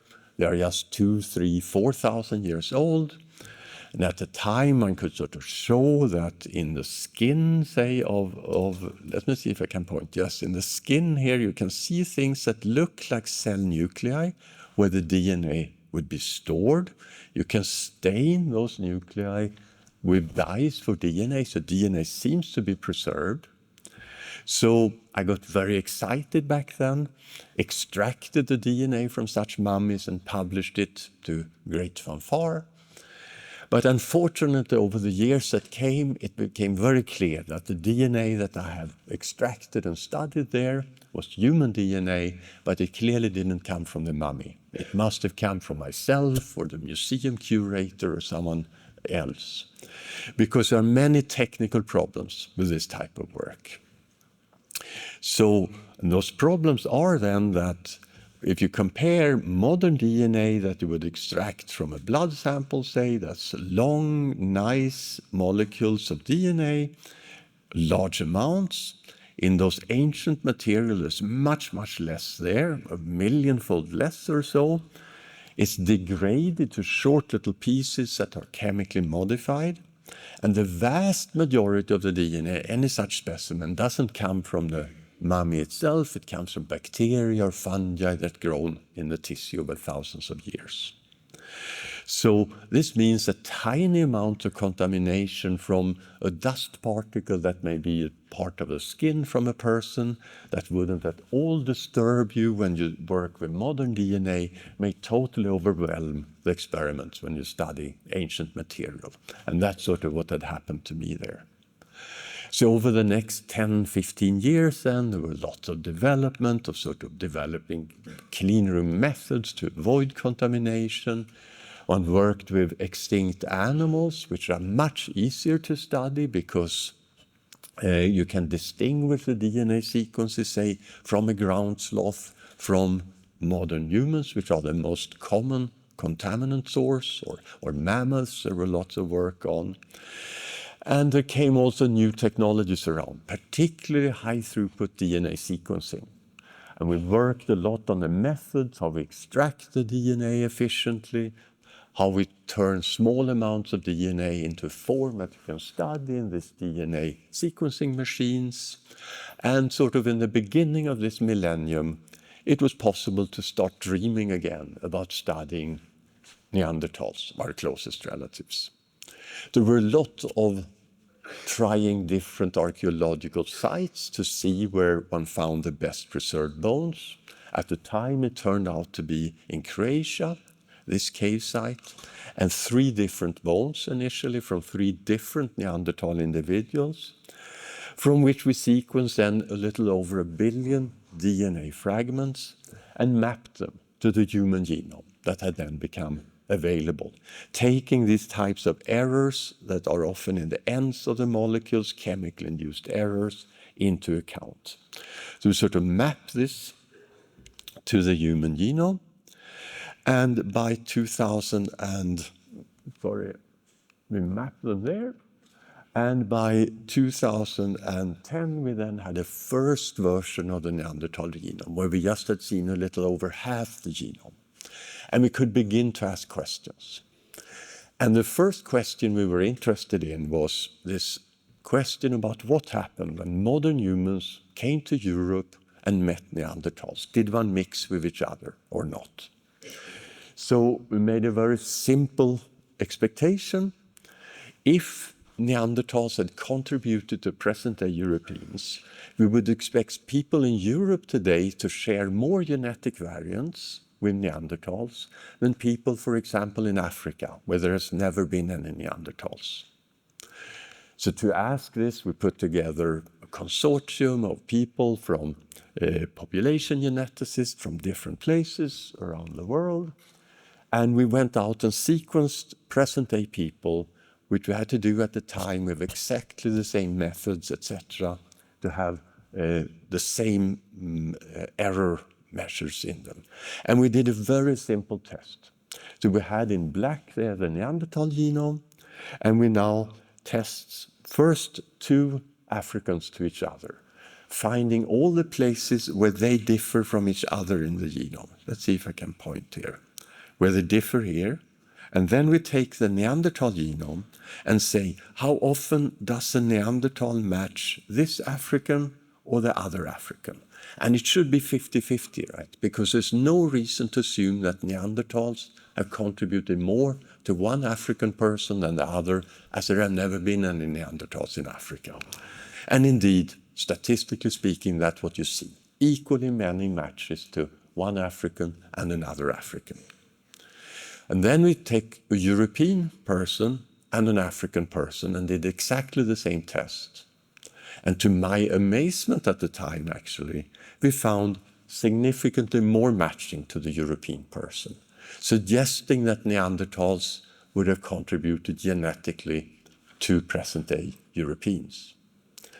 But it was even more surprising when we took a Chinese person and compared to the African person. We again found more matches, although most people would think there have never been any Neanderthals in China, and say Papua New Guinea, where there for sure have never been Neanderthals, there's again more matching. So the model that came out of that is that when modern humans came out of Africa, they probably met Neanderthals early on, probably in the Middle East, where we know there were Neanderthals. And if those modern humans then mixed with Neanderthals and they could bring with them, so to say, and their offspring could bring with them this Neanderthal contribution out to the entire rest of the world outside Africa. And this result of that is that if your roots are outside Africa, your genetic roots, something like 1 or 2% of your genetic material comes from Neanderthals. So what has happened since then is that we've gone on from this very bad genome, where we saw only a little bit, half of it, to having very good Neanderthal genomes, where we see every position, say 20, 30 times over. So we have these high-quality genomes, and we can compare them more in detail with present-day people. So if we do that for one chromosome here, and in different individuals map in red fragments, parts of the chromosomes that are identical or almost identical to the Neanderthals, we will see that different people here, each line is a different person, will carry different parts of the Neanderthal genome. That adds up on average in a person, say in Europe, to 1 or 2%. But since there are different people in this room carry different parts of the Neanderthal genome, we can also jump from person to person and see how much of the Neanderthal genome can we puzzle together from people living today. And that's in the order of 40-50% of the genome is still walking around on 2 legs, so to say, today. So if you like, Neanderthals are not totally extinct, they live on in many of us today. And we now have more Neanderthal genomes here too, and we can begin to look at the amount of genetic variation in Neanderthals. And as you will see here, if we look in people living today, Africans have more genetic variation than people outside Africa, as we have said in the introduction. And strikingly, Neanderthals have even less. They had very little genetic variation, suggesting that they were quite small population sizes. Something else that we found very early on in 2010 or so was in this site in the Altai Mountains in southern Siberia, the Nisova Cave, where the Russian archaeologists who excavated there had found this tiny little bone that they were actually very skilled, I think, to realize it might be a human bone. We were very uninterested in it. It was so small, so it lay around for at least a year in the lab before we studied it. But it turned out to be so well preserved so we could do a good genome from it. And we were very surprised to find that it was not a Neanderthal, not a modern human, but something else here. Something that went back quite a long time, in the order of 400,000 years ago or so, to a common ancestor shared with Neanderthals. So these were distant relatives of Neanderthals in the East, a group of humans that one wasn't aware of had existed, that we sort of stumbled across and had a genome from now. So we called them then Denisovans after this site, Denisova cave, just as Neanderthals are called Neanderthals after the Neanderthal site where they were first seen. And we can then ask, have they also contributed to present-day people? And indeed they have. So we find no contribution in Western Eurasia, in Europe, but we do find wherever we look in the mainland Asia, a small contribution of less than 1% on top of the Neanderthal contribution. And strikingly, in Oceania, in Papua New Guinea, Aboriginal Australians, contribution of 5-6% from these Denisovans. So if you just summarize this first part, what we think we know about the origin of Neanderthals, Denisovans, modern humans from studying genomes. Neanderthals and Denisovans have some common ancestor in Africa, presumably, that leaves Africa and in Western Eurasia evolved into what we then call Neanderthals. In Eastern Eurasia, they evolved to what we call Denisovans, where the border between these groups were probably shifted over time. We know that at some point in the Altai Mountains there were Neanderthals, at other times Denisovans, and sometimes they even mixed with each other. Then modern humans evolve in Africa, start moving out of Africa seriously 60, 70,000 years ago, meet Neanderthals and mixed with Neanderthals, and continue to spread, mix several times actually with Neanderthals, and in the East they mix at least 2 times, probably many more times, with Denisovans.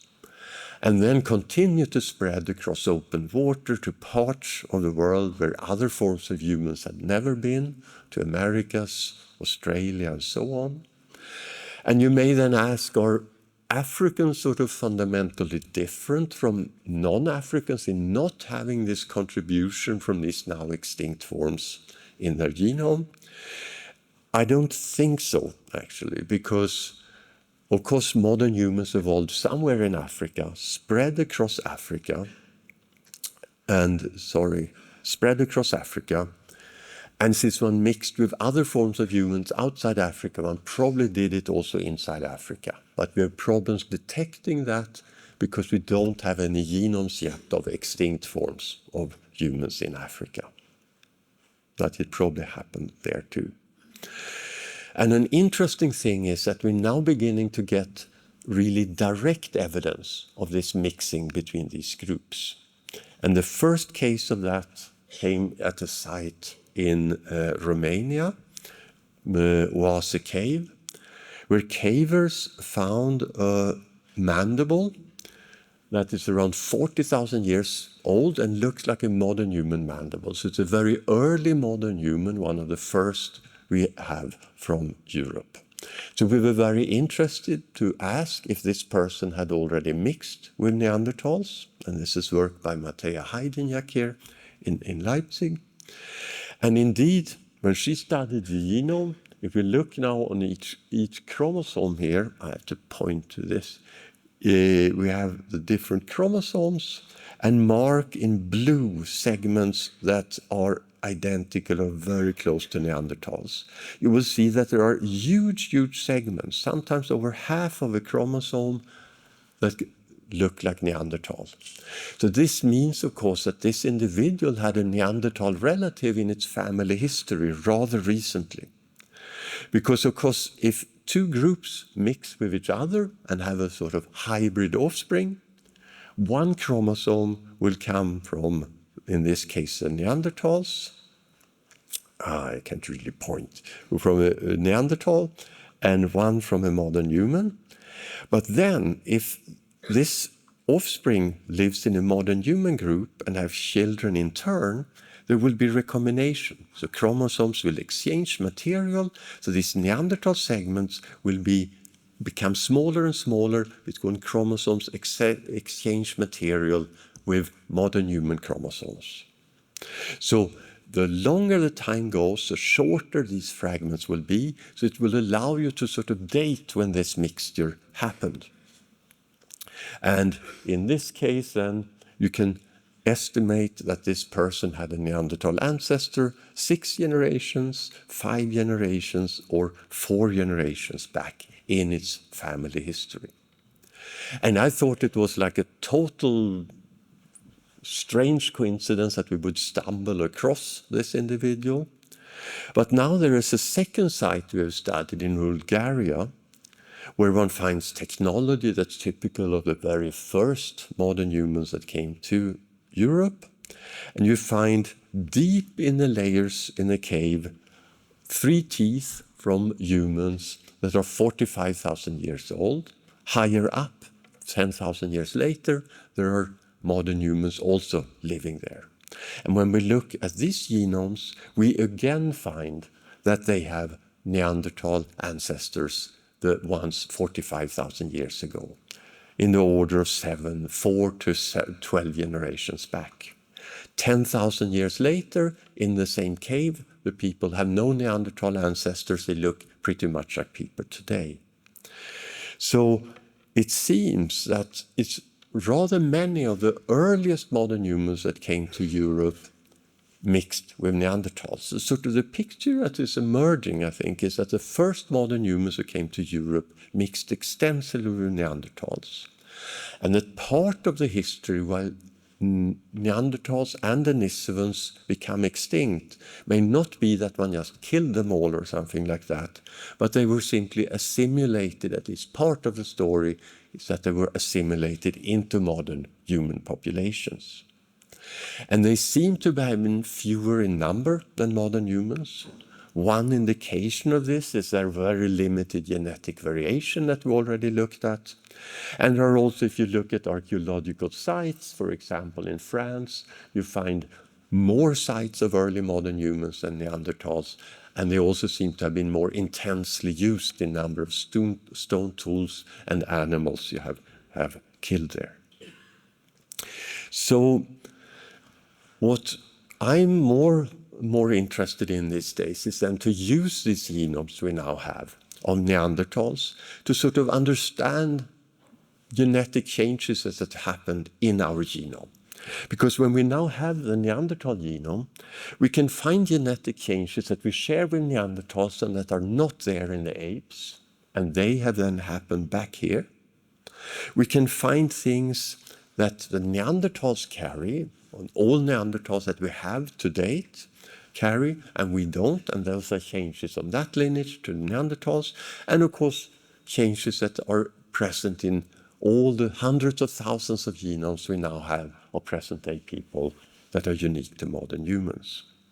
And I just want to give you a short example then of, let me move on here.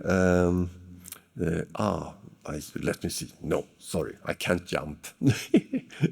I just want to give you one example on a Neanderthal-specific thing, which was very striking and has to do with the corona pandemic that we have just been through. And as you know, sort of almost everyone got infected by this virus. Most people had no symptoms or very mild symptoms. Some got severely ill and some even died. We know some risk factors for that: old age, male sex, diabetes, what have you. But all those risk factors are not enough to sort of explain why some people become so very ill and others don't. So we were then, in 2020, peripherally involved with a little group here in Leipzig on studying genetic factors for why you become severely ill or less ill in COVID. And in the summer of 2020, the first results came in, and they were really striking. There was one big risk factor on chromosome 3 that sort of really determined how sick you become from a genetic perspective. But not only that, when we then looked at the DNA sequences in that region and made a little tree of how they are related, then we see the risk factors here. They are very close to our Neanderthal genomes. It's clearly come from the Neanderthals. Whereas the protective versions of this part of the genome are modern, if you like. So very clearly this risk variant, this genetic variant that confers risk to become severely ill, have come over from Neanderthals to present-day humans and exist in some of us today. And this is quite a strong risk factor for being a genetic risk factor. If you were hospitalized in Scandinavia with severe COVID in the beginning of the pandemic, and you were not a carrier of this risk variant, you had a 7% risk to die. If you were a carrier, you had a 13% risk to die, almost a doubling of the risk. So there's, of course, a great interest in this region of the genome. Can we understand why this is? And we and others are still working very hard on this. And unfortunately, it's a very complex region, and there are several genes in there and variants that may be involved in this. But it's sort of important because if we could understand this, we could perhaps treat severe COVID better. So it's interesting, though, to see geographically where you find this risk variant. It's, as is typical for Neanderthal variants, it's absent or almost absent in Africa. It occurs in, so we can then use the occurrence of it to estimate how many excess deaths we had in the pandemic due to this Neanderthal contribution. And it's well over 1 million extra deaths. So one shouldn't joke about these things, but it is sort of like the late revenge of the Neanderthals. What is also interesting to look at is where this variant occurs outside Africa. It's almost absent in East Asia. Probably it has then been selected against there, perhaps by previous coronavirus epidemics or so. It's very frequent in South Asia. So it must have been beneficial there, but we don't know why. And in Europe, it's somewhere in between, 16% carriers or so. But we don't understand these things that have influenced it in the past, but we're beginning to learn that this part of the genome is important for how we deal with other viruses also. So Hugo Seberg, that works with us here, found out or noticed that 1 million base pairs downstream of this risk variant on the chromosome, there is another gene, a very famous gene that you may have heard the name of, CCR5. It's a co-receptor for HIV, the virus that gives you AIDS. So the virus needs this thing to get into the cell. And if you lose both copies of this gene, you're actually resistant against HIV and cannot be infected. But what he found out was that carriers of this risk variant for COVID express less of this gene CCR5 on their cell surface. So they have less of the receptor for HIV. And indeed, if you look in 3 cohorts about the risk of becoming HIV positive, it's about 25% less risk if you're a carrier of this COVID risk haplotype. So the story is a complex one. The chromosome 3 locus then increases your risk of becoming severely ill if you're infected with COVID, but it decreases your risk to become infected if you're exposed to the HIV. And this is a big lesson, I think, that genetic variants are often have different effects depending on the virus, depending on the environment, in this case, what virus you're exposed to. So there are sort of double-edged swords, or since they must have had other effects in East Asia, it's sort of a multi-edged sword. it's sort of a lesson, I think, that we understand so little of what genetic variants really cause, that it's sort of very presumptuous to think we can sort of select for good variants or so in most cases. So there were also contributions from Neanderthals that is actually protective against COVID, but they have very small effects. The big effect is unfortunately this negative one.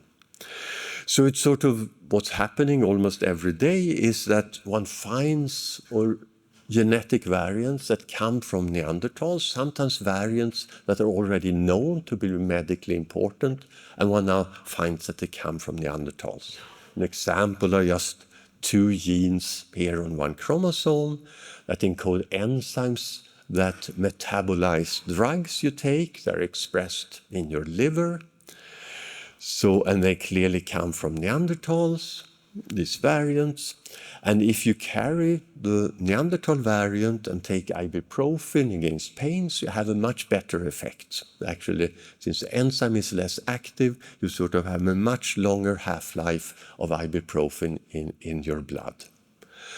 More seriously, if you take warfarin to prevent blood clots, you need to take a lower dose if you carry the Neanderthal variant to avoid complications with bleeding and so on.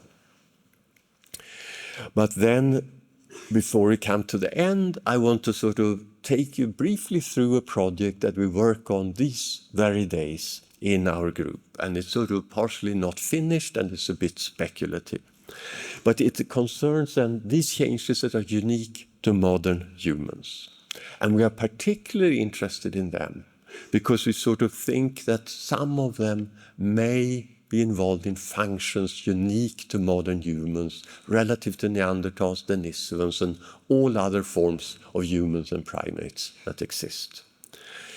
And I do think that there are things that are unique to modern humans. One thing is, for example, that when modern humans come around, after a while, technologies start changing very rapidly and become regionalized. An expert can immediately see what stone tools come from what part of Eurasia, say. Figurative art that really shows something we can recognize immediately, comes with modern humans. And of course, modern humans become very numerous and start spreading to every part of the planet that is habitable, something that these other groups of humans had never done.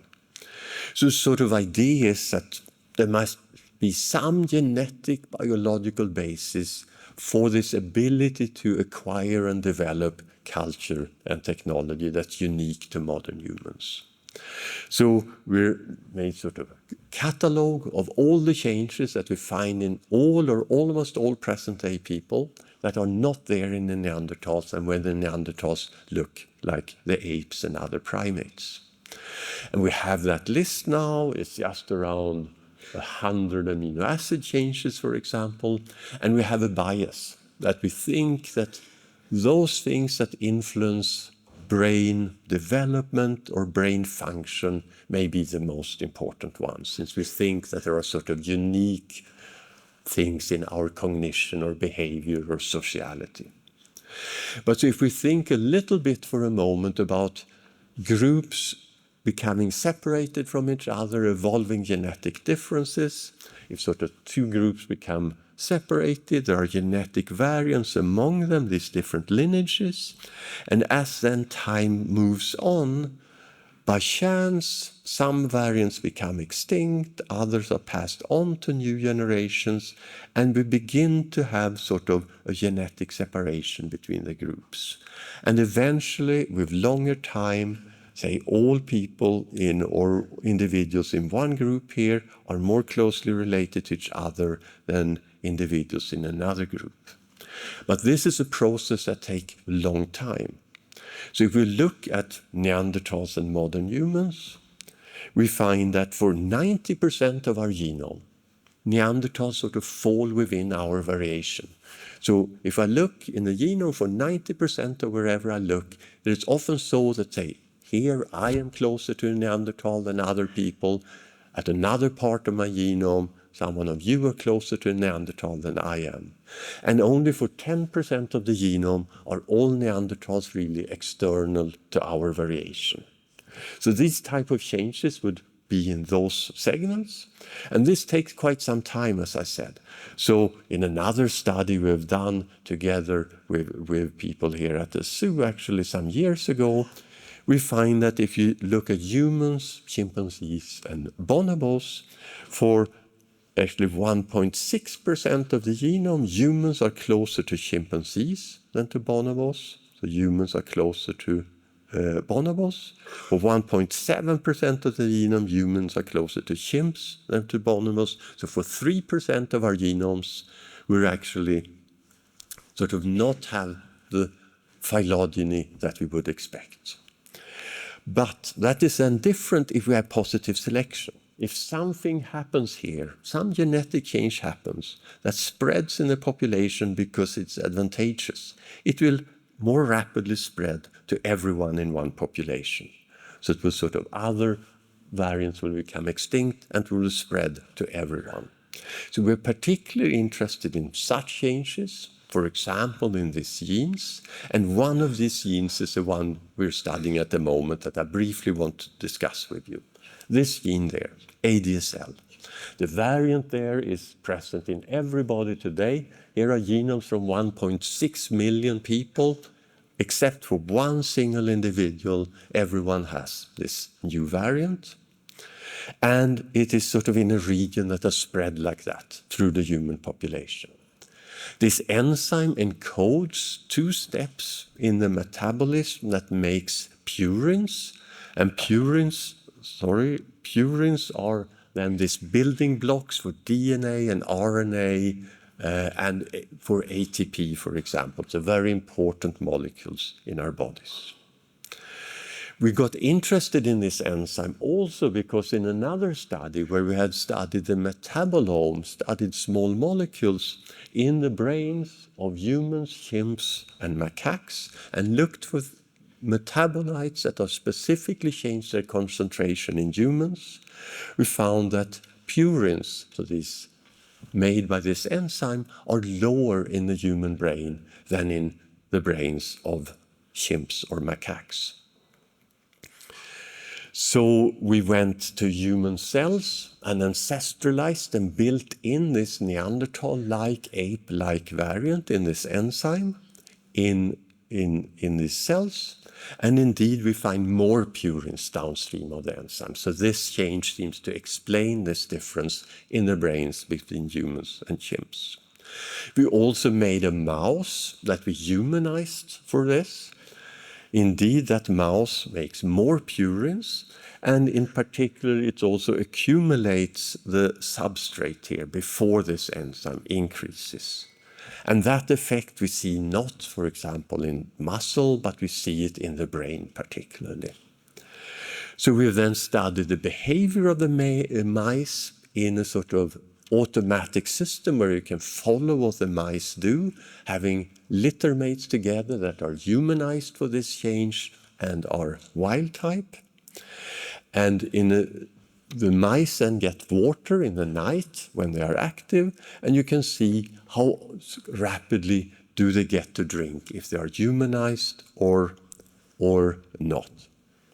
And you will see that among the males, there is no difference here. Who gets to drink first? It's 50-50 between humanized and wild-type mice. Interestingly, for the females, the humanized females get to drink in about 75% of times for the first 40 occurrences here or so. So this seems to have some effect, this humanized change, particularly in females. But we're really interested in humans, so we focused on studying this gene carefully in humans, and we found another change that is present in sort of 89-90% among everybody alive today.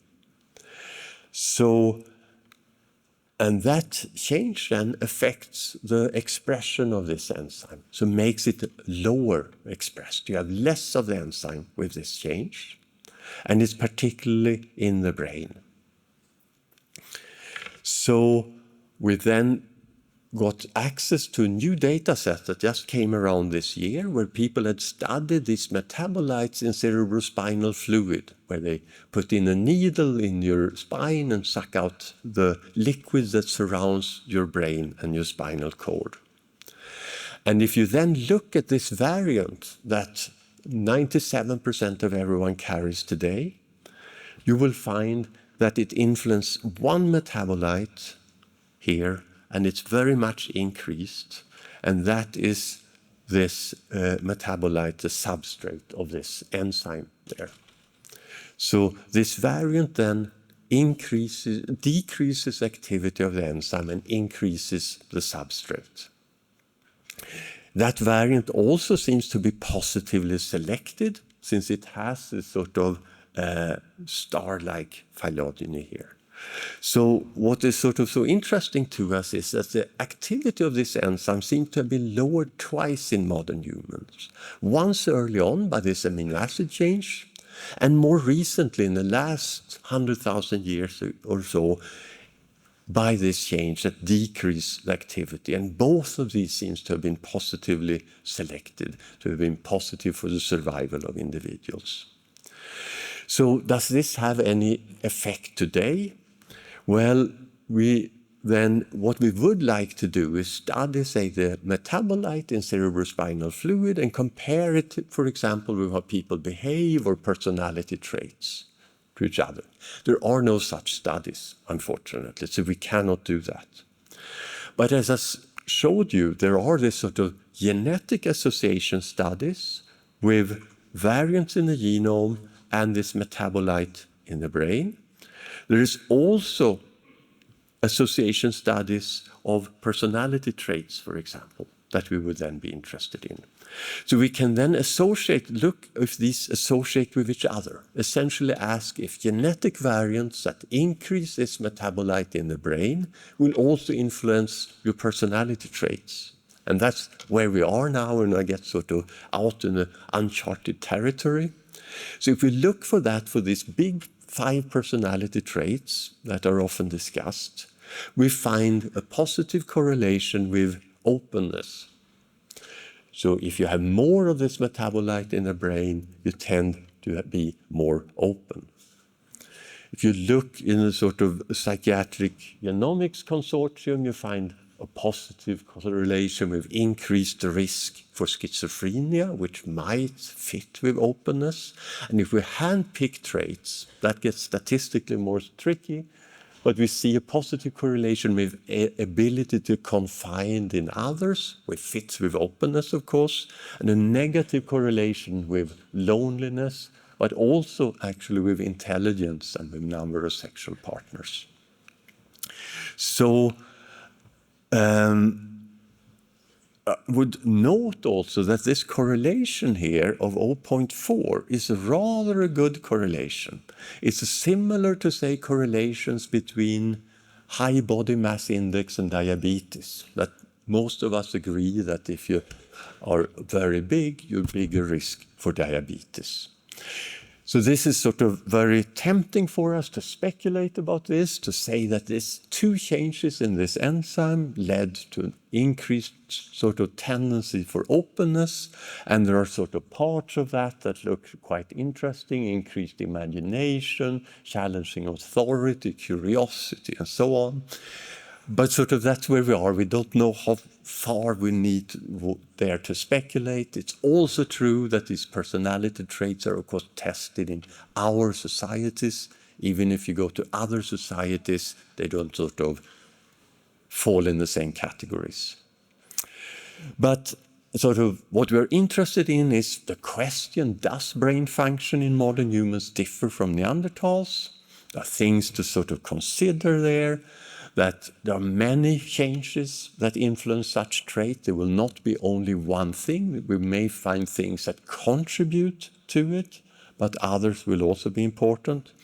And that in almost all cases, there are some people today who carry the ancestral variants. So I think we're coming to sort of view of what makes you genetically modern, in that you will need to have a large number of these changes that are typical of modern humans, but none of them is sort of in themselves necessary to be modern humans. But we're interested, of course, to find maybe those that have bigger effects.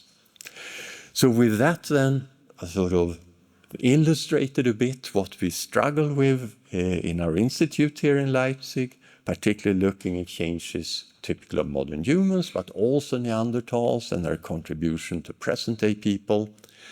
We do that then by using big biobanks. We have genetic information and biological information, medical information from people, but we also sort of modify human cells back to the ancestral state and sometimes even humanized and Neanderthalized animal models. And most of this work is done here in Leipzig by our group there, and part of it, particularly the mouse work, is done in Okinawa in this very small group there. And with that, I then thank you for your attention.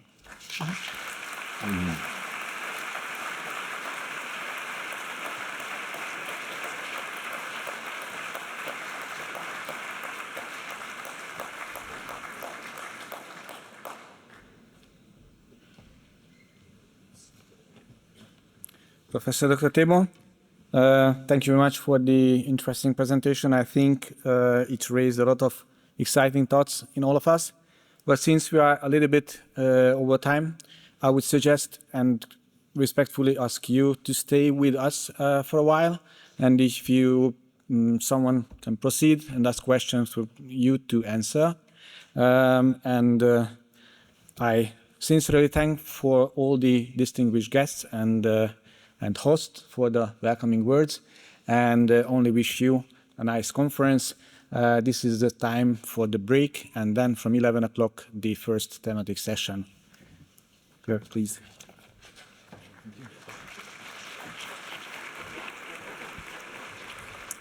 Please, may I have your attention for a little while, and may I invite my team. I want to introduce to you the real heroes of Leipzig Zoo.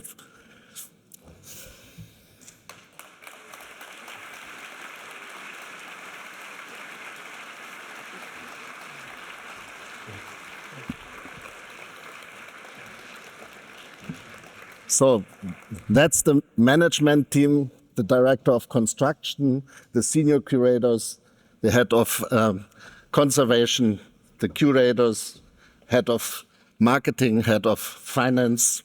Who else? The other curator, the veterinarian. So this is the management team of Leipzig Zoo. We really like to welcome you. And now I need to have the organizers. Where are they? Anne? Katja? And these are the ones who are responsible, Anne and two Katjas and Dirk. They are the organizers, they are the bosses the next 4 days, and we are all celebrating with you. And just for housekeeping, you all have the Wuva app. Please use the Wuva app. There are some informations also on the zoo and the zoo visit. So you are very welcome. We have special events for you. The whole day you can use it, and please ask all the people with the green shirts. They will answer every question to you. Feel comfortable here in Leipzig, and once again the whole team welcomes you. And now is your break.